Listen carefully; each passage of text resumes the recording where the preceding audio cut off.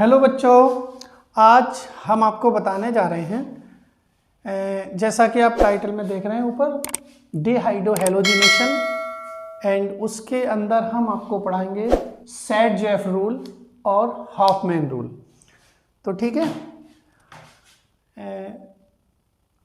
ये आपके class 11th के लिए और बीएससी क्लास में भी होता है। फिलहाल आप ऐसे समझें 11th है, नीट है, इसके लिए बहुत ही अच्छा टॉपिक है सेट-जेफ रूल।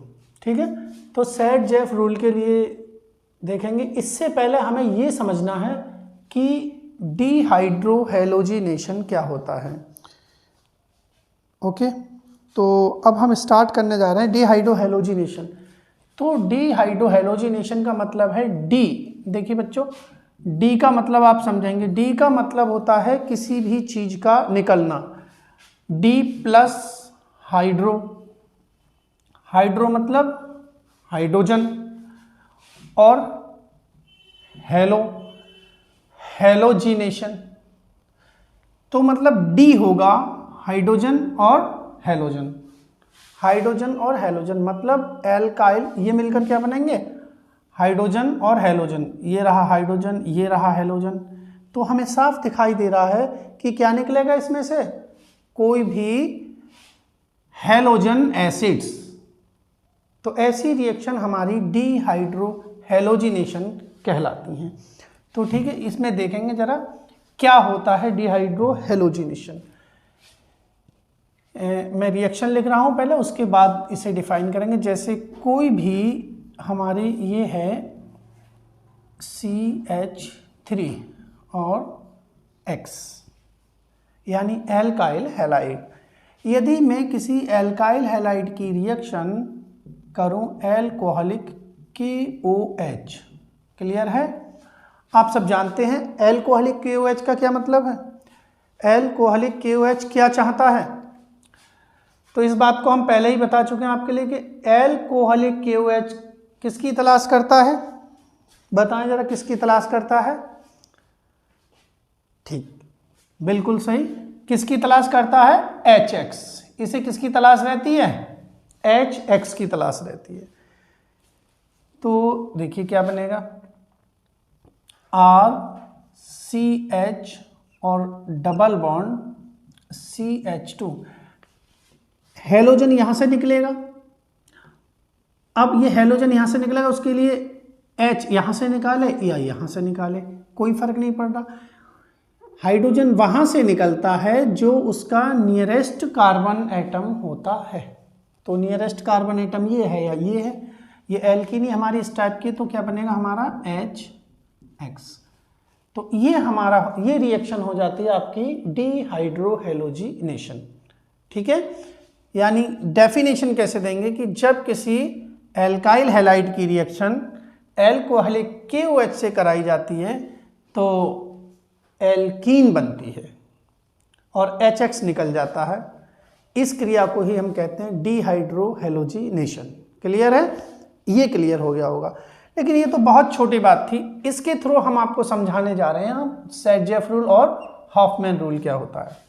ठीक है बच्चों, तो इसे आप डिहाइड्रोहैलोजिनेशन के लिए समझ चुके होंगे कि जब किसी एल्काइल हैलाइड पर, ठीक है, ये क्या है हमारा alkyl halide, secondary alkyl halide, secondary alkyl halide पर एल्कोहलिक KOH की रिएक्शन कराते हैं तो क्या बनता है हमारा, एल्कीन बनती है, एल्कीन, और हैलोजन एसिड निकल जाते हैं। यही क्रिया हमारी क्या कहलाती है, डिहाइड्रोहैलोजिनेशन। ठीक, इसे मिटाते हैं। डेफिनेशन आप लिख लेना, कॉपी पेन लेकर बैठना, जो मैं बोल रहा हूं उसे सुनकर लिख लेना ध्यान से। इसके बाद आगे आते हैं हम कि अब ये क्या है। तो यहां पर जब एल्कीन बने और ऐसी एल्कीन बने कि जहां पर हमें दो उत्पाद की संभावना हो, यानी एल्कीन बने लेकिन हमें दो प्रोडक्ट प्राप्त हो, जहां संभावना हो कि 2 टाइप की एल्कीन्स बन सकती हैं। तो ऐसी रिएक्शंस जो होती हैं, ऐसी रिएक्शन जो होंगी वो हमारी किसके अकॉर्डिंग होंगी, सेट-जेफ रूल के अकॉर्डिंग होंगी। नहीं समझे? समझें ध्यान से कि जब एल्कीन बनते समय दो प्रोडक्ट बनने के हमारे चांसेस हों तो उस पोजीशन में रिएक्शन जो है वो हाफमैन रूल सेट-जेफ रूल के अकॉर्डिंग होती है। क्लियर है? अब देखें जरा एग्जाम्पल, फिर आपको क्लियर हो जाएगा। अच्छा, हाफमैन रूल के लिए या तो एल्काइल हैलाइड या एल्कोहल, ठीक, एल्कोहल को लेकर सेकेंडरी या टर्सरी एल्कोहल, दोनों के बेस पर समझाया जा सकता। जो आपको अच्छा लगे उसे लिख सकते हैं। पेपर में अगर आता है तो इसे लिखें या इसे लिखें, मैं दोनों ही तरीके से आपको समझाऊंगा।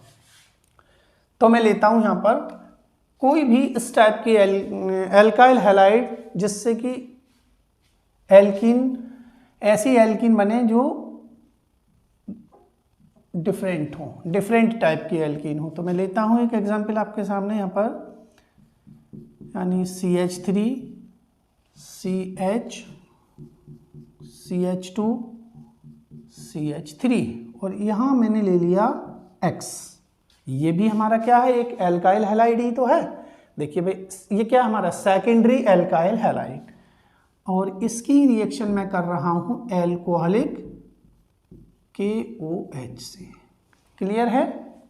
एल्कोहलिक KOH से। तो देखें जरा क्या क्या बनने की संभावना होती है। इसमें 2 टाइप के प्रोडक्ट बनते हैं, यानी CH3 CH double bond CH और CH3। ये हो गया आपका ब्यूटीन 2। दूसरा आपका बनेगा CH3। देखिए दूसरा ये भी बन सकता है कि ये H नियरेस्ट, तो इसका ये भी है और नियरेस्ट ये भी है। शर्त ये है कि जब डिहाइड्रोहेलोजिनेशन होता है तो हैलोजन के साथ नियरेस्ट कार्बन एटम से हाइड्रोजन निकल जाता है।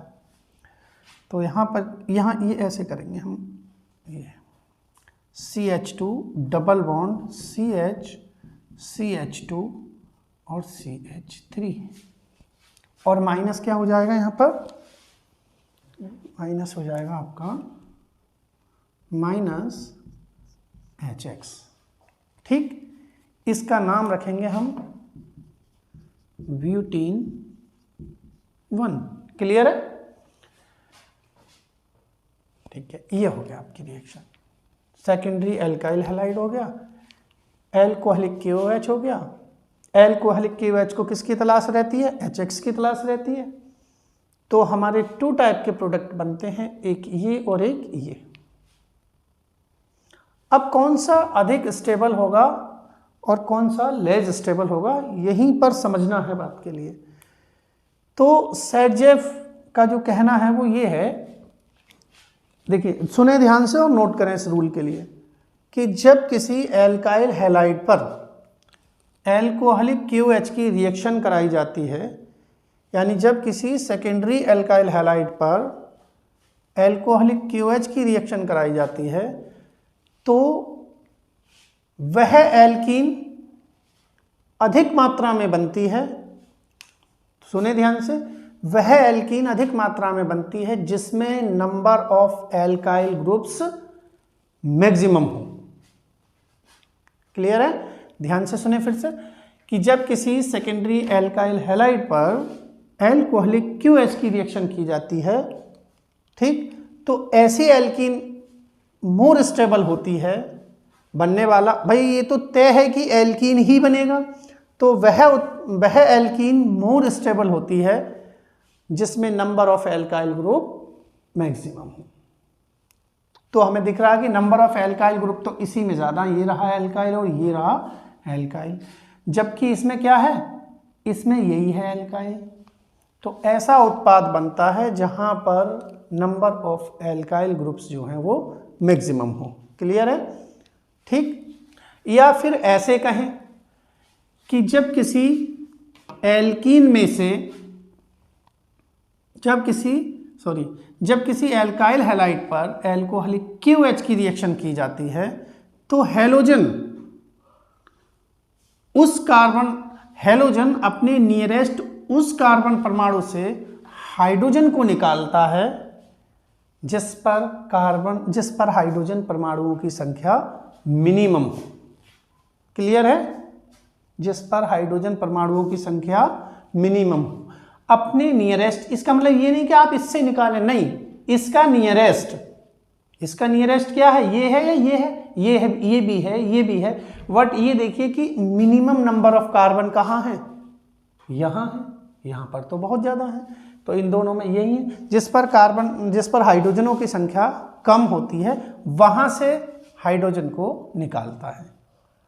जो आपको दिल चाहे डेफिनेशन वैसे लिखें, डेफिनेशन से कोई नहीं, आप डेफिनेशन तो अपने मन से बनाकर लिख सकते हैं, बट मेन है एग्जाम्पल। जैसे ये है, ये आपका बनता है लगभग 95%, तो ये प्रोडक्ट आपका बनेगा केवल और केवल 5%, या ये 90% तो ये 10%। ठीक, तो यही हमारा सेट-जैप रूल है कि जब किसी एल्काइल हैलाइड पर, सेकेंडरी एल्काइल हैलाइड पर एल्कोहलिक KOH की रिएक्शन कराई जाती है तो जो एल्कीन बनती है वो उस टाइप की वह एल्कीन बनती है जिसमें नंबर ऑफ एल्काइल ग्रुप्स जो है वो मैक्सिमम होंगे। ठीक है, ये एल्कीन स्टेबल होती है और ये मोर स्टेबल, ये जो हमारी है ये क्या है हमारी मोर स्टेबल, और ये लेस स्टेबल।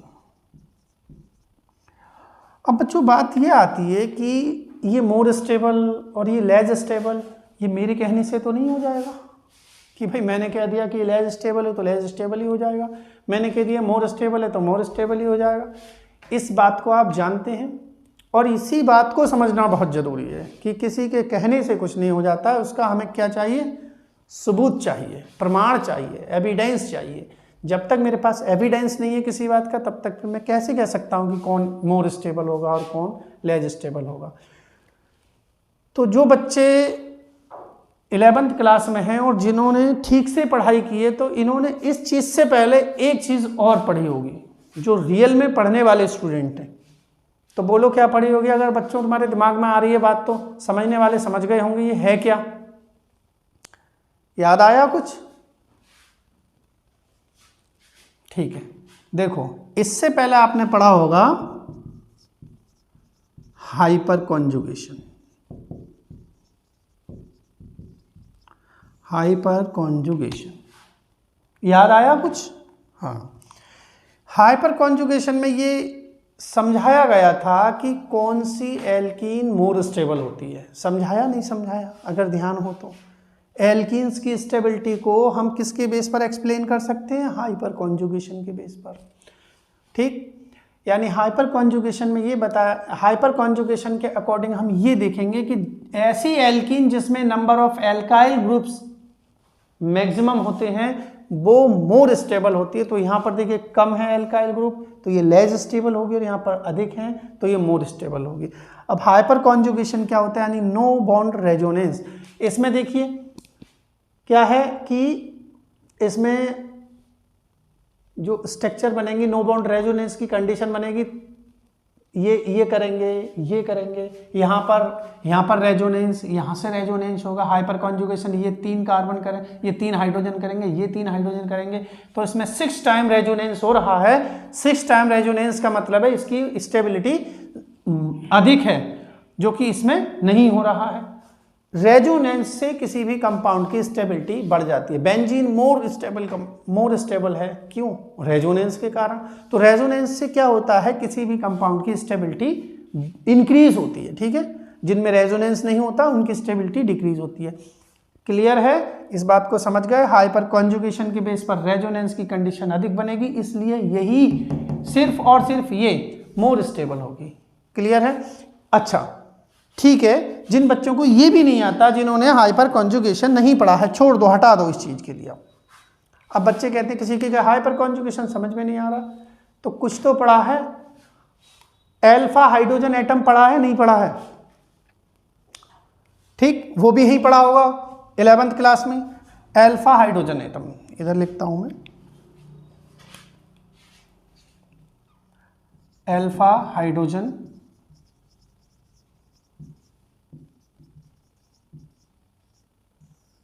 ये तो पढ़ा है कि अल्फा हाइड्रोजन एटम क्या होता है। तो हम ऐसे भी कह सकते हैं कि ऐसी एल्कीन जिसमें अल्फा हाइड्रोजन एटम मैक्सिमम होते हैं वो मोर स्टेबल होती है। यहां से भी इसकी स्टेबिलिटी को देखा जा सकता है।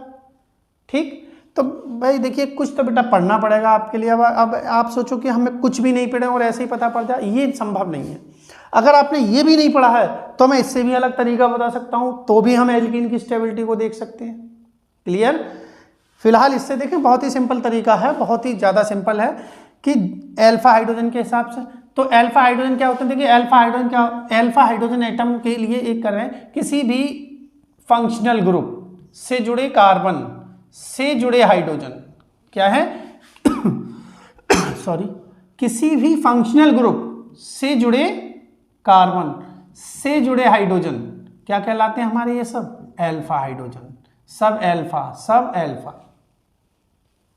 देखें, फिर ध्यान से देखें, आप कोई सा फंक्शनल ग्रुप ले लीजिए। मान लीजिए मैंने CHO ले लिया, ये क्या है? एक फंक्शनल ग्रुप। फंक्शनल ग्रुप से जुड़ेगा कार्बन और इससे जो भी हाइड्रोजन जुड़ेंगे वो मेरे सबके सब क्या होंगे? अल्फा। ये सब क्या होंगे? अल्फा। तो किसी भी फंक्शनल ग्रुप से जुड़े कार्बन से जुड़े हाइड्रोजन जो होते हैं वो होते हैं हमारे अल्फा हाइड्रोजन। तो यहां पर मेरा फंक्शनल ग्रुप क्या दिखाई दे रहा है आपको? यहां पर तो मुझे यही दिखाई दे रहा है फंक्शनल ग्रुप, जो कि सीनियरिटी टेबल में यहां पर ये दिखाई दे रहा है फंक्शनल ग्रुप। तो देखिए ये तो फंक्शनल ग्रुप मिल गया। अब फंक्शनल ग्रुप कोई डबल बॉन्डी तो नहीं होगा, ये भी होंगे। तो फंक्शनल ग्रुप से इसे मानते हैं। तो फंक्शनल ग्रुप से जुड़े हुए कार्बन, ठीक है, ये अल्फा, ये बीटा, ऐसे, ठीक है। तो ये अल्फा, तो क्या हो गया ये? इसमें कितने अल्फा हाइड्रोजन एटम है मेरे पास? 2 अल्फा हाइड्रोजन एटम है। लेकिन यहां पर क्या है? ये मेरा क्या हो गया? डबल बॉन्ड वाला, ये फंक्शनल ग्रुप हो गया। फंक्शनल ग्रुप से जुड़े कार्बन, फंक्शनल ग्रुप से जुड़े कार्बन से जुड़े हाइड्रोजन, तो इसमें कितने अल्फा हाइड्रोजन है? इधर इस तरफ 3 अल्फा हाइड्रोजन, इस तरफ भी 3 अल्फा हाइड्रोजन। तो अल्फा हाइड्रोजन की संख्या इसमें ज्यादा है। तो जिसमें अल्फा हाइड्रोजन की संख्या ज्यादा होती है तो ऐसी एल्कीन भी मोर स्टेबल होती है। उम्मीद है ये बात आपको समझ में आ गई होगी यदि अल्फा हाइड्रोजन देखने आते हैं तो, ठीक है। यानी ऐसी एल्कीन जिसमें अल्फा हाइड्रोजन परमाणुओं की संख्या सबसे ज्यादा होती है वो भी हमारी क्या होती है? मोर स्टेबल होती है। क्लियर है? इसके बावजूद अगर ये बातें भी समझ में नहीं आती हैं तो हम इसकी स्टेबिलिटी को, एल्कीन की स्टेबिलिटी को किसके बेस पर दिखा सकते हैं? इसकी स्टेबिलिटी को हम दिखा सकते हैं आइसोमेरिज्म के बेस पर, ठीक है। GI, ज्योमेट्रिकल आइसोमेरिज्म के बेस पर। तो ज्योमेट्रिकल आइसोमेरिज्म के बेस पर नहीं, आप ये 2 कंडीशन ही देख लें फिलहाल, क्योंकि ज़्यादा चीज़ें आती हैं तो उतना ही कन्फ्यूजन पैदा होता है। तो आप ये देखेंगे कि ऐसी एल्कीन बनती है जिसमें नंबर ऑफ एल्काइल ग्रुप अधिक होते हैं, क्योंकि नंबर ऑफ एल्काइल ग्रुप बढ़ने के साथ साथ एल्कीन की स्टेबिलिटी जो है वो बढ़ती है। तो इसकी डेफिनेशन तो आपको समझ में आ ही गई होगी, ठीक है। अच्छा, इसके बाद ये रूल क्लियर हो गया, सेट-जेफ रूल क्या होता है। अब आते हैं हम हॉफमैन रूल पर, ठीक। तो हॉफमैन रूल ये है, बिल्कुल इसका अपोजिट हो जाता है बेटा। हॉफमैन रूल क्या है? इसका अपोजिट हो जाता है। ये फर्स्ट हो गया, ये सेकंड हो गया। कि अब इसमें ये जो प्रोडक्ट बना है ये क्या है हमारा? ये वाला प्रोडक्ट जो है वो सेट-जेफ प्रोडक्ट है। सेट-जेफ क्या लिख गया, यानी सेट-जेफ प्रोडक्ट। और इसके जो अपोजिट होता वही हमारा होता हॉफमैन प्रोडक्ट। तो ये वाली जो एल्कीन है वो क्या है हमारी? हॉफमैन प्रोडक्ट, ठीक। कि जब किसी एल्काइल हैलाइड पर एल्कोहलिक QH की रिएक्शन कराई जाती है तो हॉफमैन रूल के अकॉर्डिंग जो प्रोडक्ट जो कम बनता है, वह प्रोडक्ट जो कम बनता है वही क्या कहलाता है? हमारा हॉफमैन प्रोडक्ट, ठीक है। तो जो अधिक वाला प्रोडक्ट है वो हमारा सेट-जेफ प्रोडक्ट है और जो कम बनता है वो क्या होता है? हॉफमैन प्रोडक्ट होता है, ठीक। कम वाला प्रोडक्ट जो बनेगा वो हॉफमैन प्रोडक्ट बनेगा। यही हमारा हॉफमैन रूल है और ये हमारा सेट-जेफ रूल होगा। तो मुख्य रूप से इसमें आपको जो समझना है वो है हमारा सेट-जेफ रूल। बस हाफमैन रूल को लिखोगे तो सिर्फ क्या डेफिनेशन लिखोगे कि हाफमैन रूल, ये हाफमैन रूल जो है वो सेट-जेफ रूल के अपोजिट है। ठीक, हाफमैन रूल के अकॉर्डिंग वह एल्कीन बनती है जो जिसमें नंबर ऑफ एल्काइल समूह की संख्या कम होती है, नंबर ऑफ एल्काइल ग्रुप कम होते हैं, वह एल्कीन जो बनेगी, यानी ऐसी एल्कीन बनेगी जिसमें नंबर ऑफ एल्काइल ग्रुप कम होंगे। ठीक, जब किसी एल्काइल हैलाइड पर एल्कोहलिक KOH की रिएक्शन कराई जाती है तो वह एल्कीन बनती है जिसमें एल्काइल ग्रुप्स की संख्या कम होती है। ठीक, तो ऐसी एल्कीन जो बनती है वो किस रूल के अकॉर्डिंग बनती है? हाफमैन रूल के अकॉर्डिंग बनती है। क्लियर है? तो ये हमारे दो रूल मैंने आपको बता दिए, एक तो सेट-जेफ रूल और दूसरा हाफमैन रूल। हाफमैन रूल को सेट-जेफ रूल का लिखना अगर है तो उल्टा लिख देना बिल्कुल, ठीक ना, ज़्यादा टेंशन नहीं लेनी, बिल्कुल उल्टा लिख देना कि हाफमैन रूल के अकॉर्डिंग एल्कीन बनती है तो ऐसी एल्कीन बनती है जिसमें नंबर ऑफ एल्काइल ग्रुप्स जो हैं वो कम होते हैं। बस यही नियम हमारा क्या होता है? हाफमैन नियम कहलाता है। ठीक, तो उम्मीद है ये बात आपको समझ में आ गई होगी।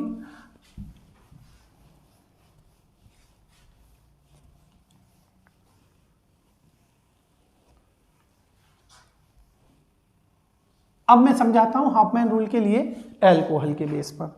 तो देखो इस तरह से भी हम कर सकते हैं कि CH3 C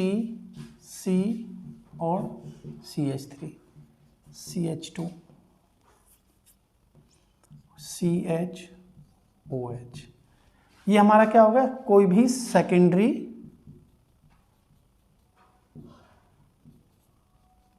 alcohol,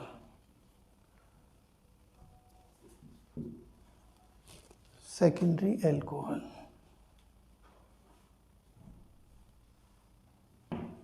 secondary alcohol यानी सेकेंडरी एल्कोहल पर, सेकेंडरी एल्कोहल में से क्या निकलेगा? हमारा वाटर जब निकलता, तो भी देखिए एल्कोहल में से जो वाटर निकलता कंसंट्रेटेड H2SO4 की प्रेजेंस में, इसको हल्का गर्म करते हैं तो क्या निकल जाता है? इसको गर्म करते हैं तो क्या निकलता है हमारा?